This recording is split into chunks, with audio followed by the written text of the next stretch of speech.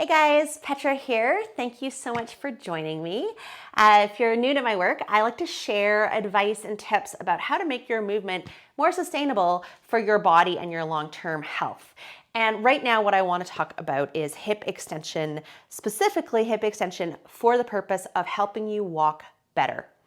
So when we walk, we sort of have two mechanical options available to us. One of those is to lift our leg and then lean forward into space and plant that leg. And what that really is this sort of controlled fall and catch process. So that's not super optimal because it doesn't use a lot of muscle. It uses gravity. You're leaning forward and then you're catching yourself. And so not only are you using gravity to pull you forward instead of muscle, which means you don't get the metabolic benefits of using your muscle, you're also putting a lot of wear and tear on your joints because they're not really supposed to just spend all their time catching you. So the better way to walk is to be able to hold your weight into one hip. So that's a skill already. I've got a video about it called the pelvic list that you can find on my website. Once you've got that figured out, what you need to do is to be able to push back with your standing leg and then lower yourself down again. That push back with your standing leg is called posterior push off. And to get that, you need to have some capacity for hip extension in the front of your leg. Because if you don't have openness at the front of your leg, then you're either going to be forced to do this falling walk or else you're going to find a compensation. And most typically that compensation is going to be something like a rotation, which could move you forward, or instead of your hip and thigh opening up behind you, you might find that your lower back does the work because there's often a relationship between stuff not happening at the hip and stuff happening too much in the spine. So you need the hip extension, and that means you need to start learning how to isolate your hips in order to create that capacity. So I wanted to share an exercise with you to work on that today. It is just the first step. There's a lot of stuff you can do to work on hip extension. One thing I would definitely recommend is checking out any of my Psoas Release videos because the psoas is a muscle that when it's tight is going to prevent you from hip extending. And this one is going to help you work on your psoas and your other hip flexors as well as you practice learning how to stabilize. So it's pretty simple. All you're going to do is you're going to step up onto a yoga block. You can have something near you to balance on. This is not a balance exercise.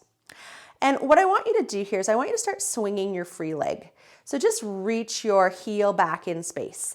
I want you to think swing backwards, not swing forwards. So swinging backwards is the direction of extension, and that's why we're focusing on backwards swing here. And you can see my swing's pretty small, and that's because I want my swing to be coming from my hip.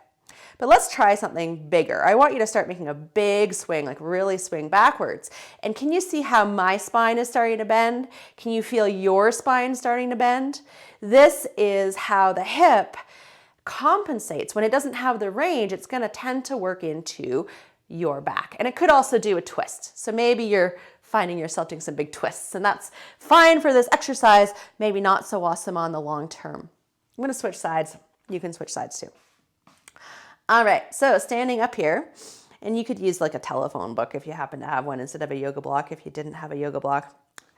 So going back to a smaller swing here, what you are looking for in this exercise is the ability to keep your pelvis and back still and just dangle your leg from the hip, create the swing from only the hip.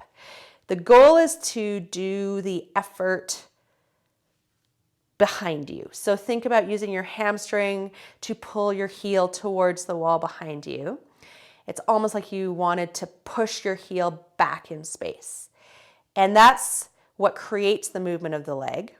Try to keep your leg relaxed and heavy, and that will help lengthen out the psoas and help it kind of give you a little bit more range because you're asking for it to soften and lengthen.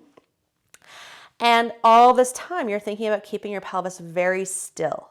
So leg is swinging behind you. It's coming back in a relaxed way. It's not doing any work to return. Your leg is heavy and lengthening. Your bones are relaxed. Your joints are relaxed. Think about it being a very heavy pendulum swinging from your pelvis, and you're doing your absolute best to keep your pelvis still. If you're finding that very hard, that's a great piece of information that some stabilization work and some hip specific work could be really useful for you.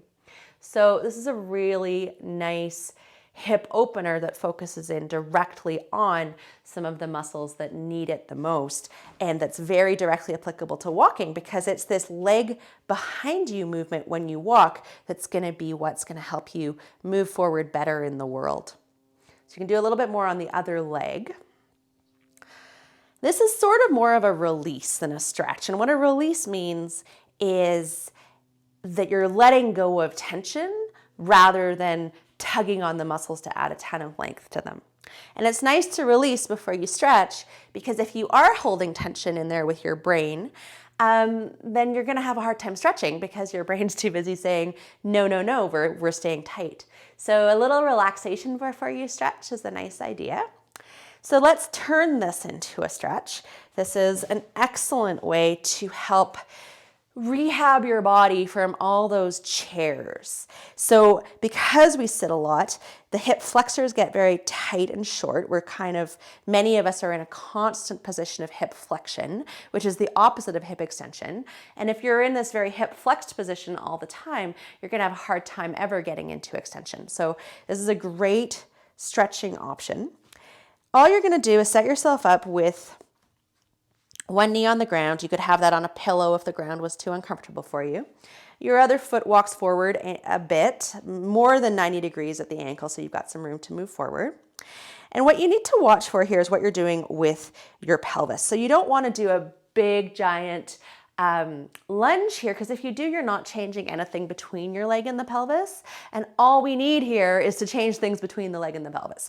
So you want to stay vertical here. So that means pubic symphysis and your ASISs are in the same vertical plane. If you check that last Psoas Release video that I mentioned earlier, it also helps you find where your pelvis is in space. So that's a great piece of information to take forward into this stretch. But for now, what you mostly want to do is just make sure that your pubic bone doesn't end up behind your the top of your pelvis, the bony bumps, the ASIS. So you want to think about keeping your whole body vertical from the pubic bone upwards. You're going to translate your body forward in space as much as you can. So you're just going to slide your torso forward.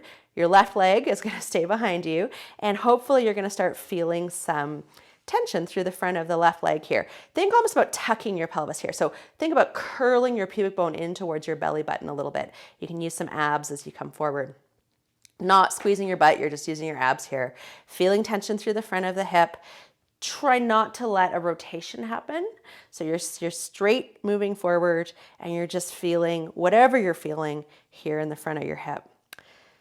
You can take a breath here whenever you're feeling restriction in a stretch. You can use breathing to help relax into it and maybe get a little bit deeper.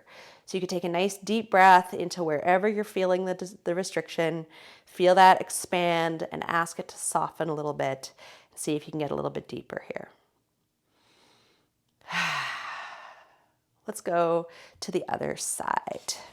So I'm going to show you from the front this time. Big step forward with my left leg.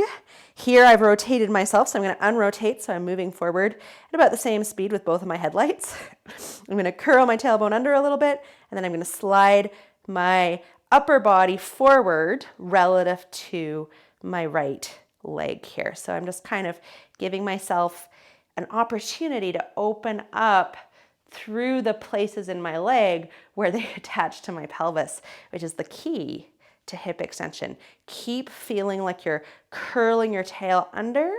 Keep making sure you haven't rotated away from the stretch. So if you're a rotator, it's really sneaky because you're going to find that one side of your pelvis rolls back and you're not going to feel much stretch. So make sure both sides of your pelvis are moving forward at the same speed. Keep tucking your pelvis. Keep using your abs. And it's a lot of work. So it's best not to talk while you're actually doing this exercise. So this is a really great lunge for improving your hip extension. especially combined with the first exercise that I just shared. If you take these two together, do some psoas release, and then get out on a walk and practice the feeling of your heel staying behind you a little bit longer than normal as you walk. That's a really good idea, and it's going to help you walk much more effectively. Definitely do that in minimal shoes. If you're not already wearing minimal shoes, you need to make that transition if you want to have a truly sustainable, healthy body as you get older. So I highly recommend that as well. You can find out more about my work at petrafishermovement.com, and I have an excellent free Fix Your Feet bootcamp you can pick up there as well that will get you started on the transition to minimal shoes if you haven't already started that. Okay, thanks so much for joining me. I hope you learned a ton that you can apply in your real life, and I will catch you in the next video. Okay?